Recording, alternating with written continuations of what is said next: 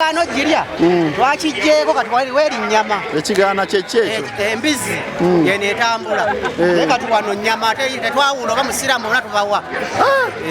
kati wenzija nga nkugamba ndi musiraamu gongamba lya buli aze kasonga ati oyagala nnyama sikuza mbizi mba nkuguza nnyama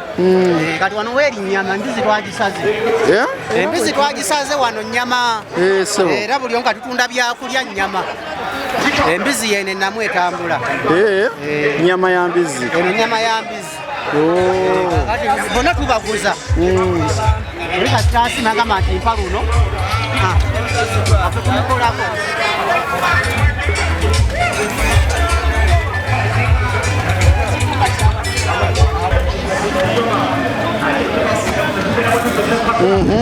sebo wano tuli mukujjukira Omugezi Kafeero tuli mu Kivulu Makeke okujjukira omwoyo gw'Omugezi Kafeero omuyimbi waffe wakadongo kamu esebo n'engero yo kya nyama kikaki nyama kikaki eno kapooka nyama ya mbizi esebo okoze oba era tuli mu mbeera kale simbi nnyo twakatandika naye nga tujja kukola okusinziira ku mbeera nga tugiraba eyidde eno kati eno ebeera ekyabulamu eyidde yeeri wali yammeka yo 13 buli luti 13 naye gye mujja lugaluteeka ku nnya kubanga kati lwakuba nti bannabawera bulungi naye gye mujja lugenda kubalwa nnya lwakuba nti abantu bakyali bato tukyagakwatidde awo lwaki oyagala kuseera abantu ekiro si baseera naye kati embeera y'ekiro era yanjawulo n'ey'emisana ekiro obudde bw'ekiro tuba mukwanaayo kyani abagezi baba bangi kati kitegeeza olina okusevinga wonagana nti biyo kumakyo ojja mutunda 35 ekiro nnya osevinga esente z'amacupa kati n'ennyama bweti kati gwosaze tukiyite ebizi mmeka embizi tuli ku yakusatu wangi tuli ku yakusatu owange gwe ng'okoze eno bagiguze mpozi owaye tuli mukikwasaganya mpolampola mukiseera katwaze nakulati Kafeero yali muganda wange ani Omugezi Kafeero kati emikisa n'agindekera kayimba kikomanyi komujjukirirako akenyinza mujo akawalumba ezaaya nyimbiramu kiwalumba zaaya atukola bwati akawasajja bootukumbula otyo ekosabo kentegeera lwakuba nti ndifiza nalibadde nkamalayo esewo eno gijje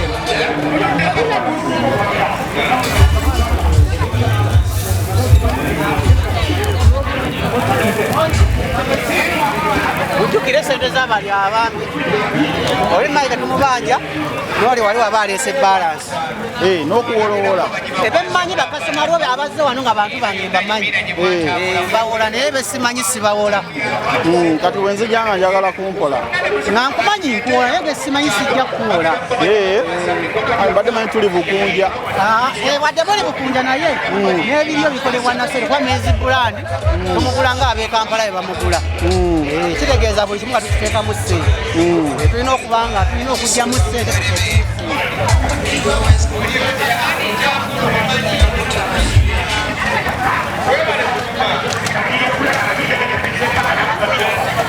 naye tekigaana naye wompagirako akati ka madamu kateke mu kaveera sobo ndi musiraamu salaamu aleeku naye twagisaze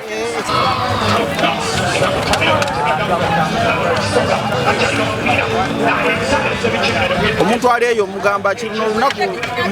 mujjukizeeko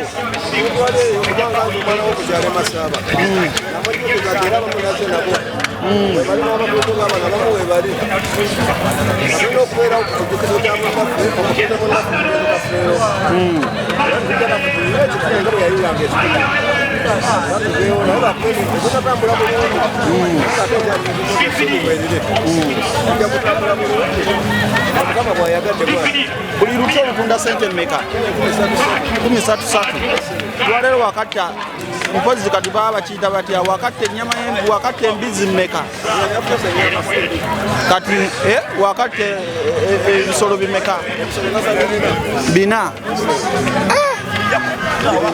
bina ng'obiguza baani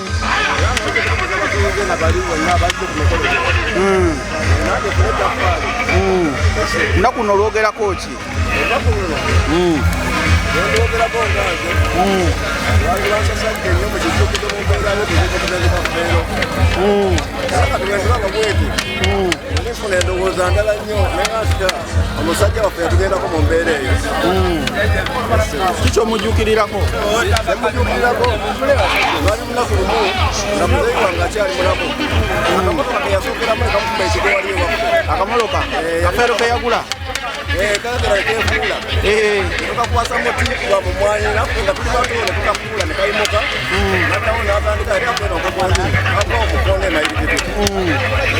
mpayo oluyimba lumu olwa Kafeero lwomumanyiko lwoba lwomujjukirirako lwonna oluyimba lumujjukirirako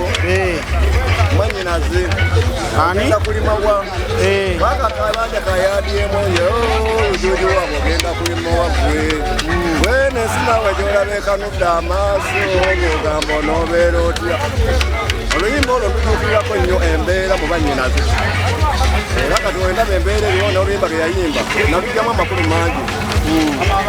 ukoze sente taata zikoze sente musuubira kutta kwongerayo embizi nga mmeka mbadde nyakwongerayo embizi nga 3 bonna awamu zibe embizi 7 waba ebisazeko ku mukolo gwonna sigezanga nako tozitundangako era zifuna mukyalo engeri gyendikasomba bamanyi oba nina ne bukya sebo